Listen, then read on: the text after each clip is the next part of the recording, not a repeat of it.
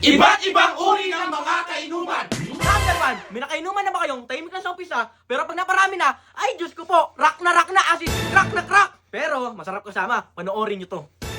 Gusto mo Martis Cracklin? Sige lang. Masarap to! Kaya to! Nagpapit na series tayo!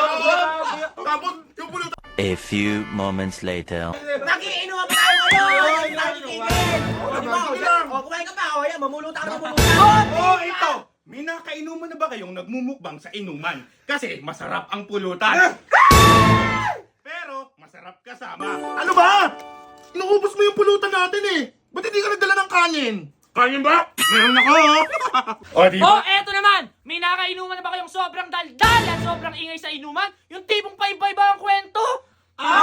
Parang salt and vinegar!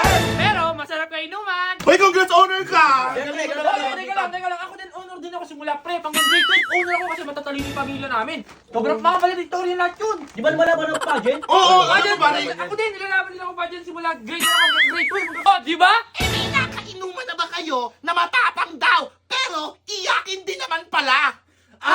Parang spicy vinegar! May tama kayo! Pero masarap namang kasama. Panoodin nyo to! Hindi niya sinabi ako iiyak. Babae lang yan eh. Ba't ako iiyak? Sure ka? Okay ka lang? Sa akin lang naman kasi. Ang babay niya. Ang dali-dali lang naman mag-chat eh, di ba?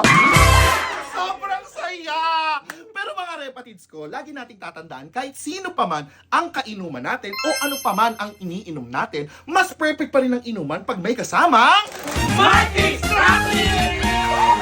O siya, sige hanggang dito na lang ha. Magpapaalam na kami kasi magiinuman pa kami. Hanggang sa muli, paalam!